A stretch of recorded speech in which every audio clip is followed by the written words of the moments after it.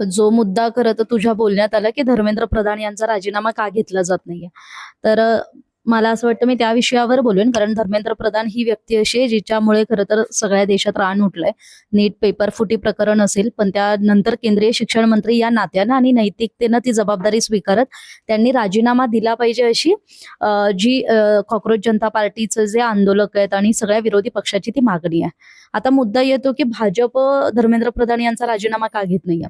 तर त्याला ना खूप म्हणजे राजकीय कारणं आहेत, आणि त्यात महत्वाचं कारण पक्षासाठी म्हणजे एक असं आहे की म्हणजे मी एक आर्टिकल वाचलं होतं आणि त्यामध्ये त्यांचं असं आलं होतं की त्यांनी जी पक्ष संघटना उभारणीसाठी जे काम केलंय, म्हणजे आपण महाराष्ट्रात जेव्हा खडसेंबद्दल बोलतो किंवा गोपीनाथ मुंडेंबद्दल बोलतो की जेव्हा पक्ष काहीच नव्हता त्यावेळेस त्यांनी केलेल्या कामाची दखल घेतली जाते, तसं ओडिशातून खरं तर धर्मेंद्र प्रधान येतात आणि त्या ओडिशामध्ये 2014 पर्यंत म्हणावं असं भाजपचं काहीच तिथे पक्षच नव्हता. आणि मग त्या पक्षाला तिथे एंट्री मिळवून देऊन पक्ष संघटना तिथे स्थापन करणं, यात खरं तर त्यांचं खूप मोठं कौशल्य मानलं जातं. आणि सगळ्यात महत्वाचं धर्मेंद्र प्रधान यांच्याविषयी सांगायचं झालं तर ते मोदी आणि अमित शहाचे अत्यंत विश्वासू आणि निकटवर्तीय मानले जातात. म्हणजे 2014ला मोदी जेव्हा पंतप्रधान झाले तेव्हा ते त्यांच्या मंत्रिमंडळातही आले आणि मग मंत्रिमंडळात ते आधी केंद्रीय राज्यमंत्री होते, म्हणजे पेट्रोलियम खातं त्यांच्याकडे होतं.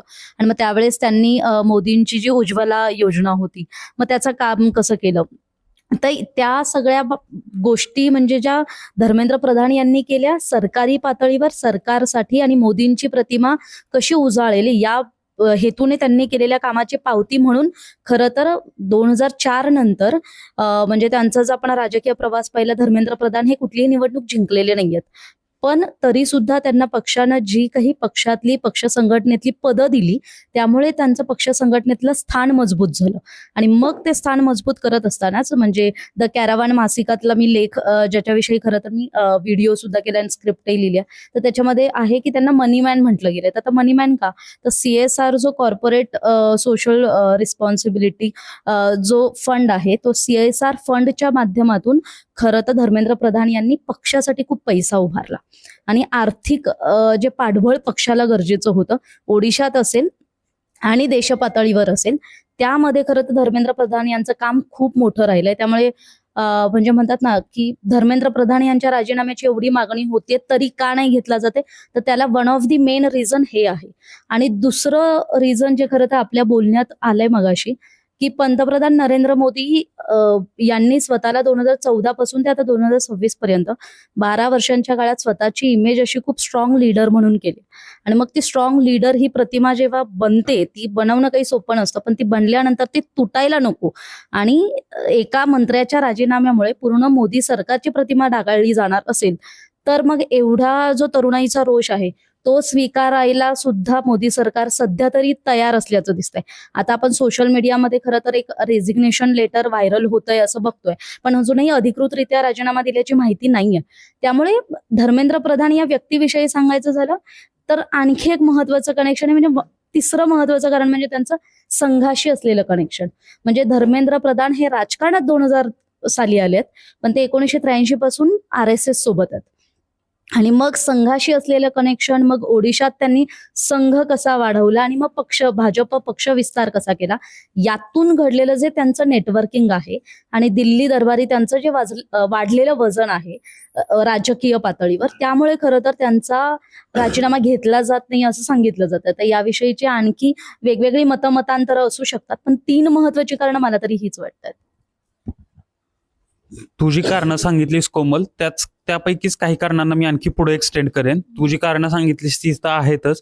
तुझी उज्ज्वला योजना सांगितलीस त्याचप्रमाणे आता नरेंद्र मोदी यांची जी नवीन शैक्षणिक धोरण आहे, शिक्षण मंत्री म्हणून जे नवीन शैक्षणिक धोरणाची अंमलबजावणी आहे, जी स्ट्रॉंग पातळीवरती सध्या देशभर सुरू आहे, त्या अंमलबजावणीची जबाबदारी ही धर्मेंद्र प्रधान यांच्याकडे आहे आता. त्यामुळे त्यांचा जो ट्रॅक रेकॉर्ड बघता या अंमलबजावणीला कुठेतरी खेळ बसू नये ही देखील एक चिंता आहे.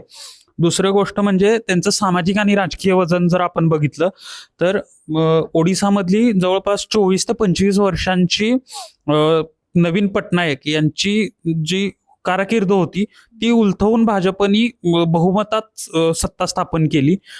21 पैकी जवळपास 20 लोकसभेच्या जागा ओडिसामध्ये भाजपनी जिंकल्या 2024च्या लोकसभामध्ये. विधानसभेमध्ये सुद्धा बहुमताने सत्ता स्थापन केली. या सगळ्या मागे धर्मेंद्र प्रधान यांचं जे नेटवर्क होतं, जे संघटनात्मक पातळीवरचं काम होतं, ते महत्वाचं होतं. आणखी एक गोष्ट म्हणजे त्यांचं सामाजिक जे चेहरा आहे तो धर्मेंद्र प्रधान यांचा महत्वाचा आहे. भाजपसाठी जी पूर्वेकडची राज्य आहेत, म्हणजे पश्चिम बंगाल असेल, ओडिसा असेल, तर इथं ओबीसी समाज मोठ्या प्रमाणात आहे. जवळपास 40% ओबीसी समाज इथून येतो आणि धर्मेंद्र प्रधान स्वतः ओबीसी समाजातून येतात. तर या समाजाचा चेहरा म्हणून धर्मेंद्र प्रधान यांना ओळखलं जातं.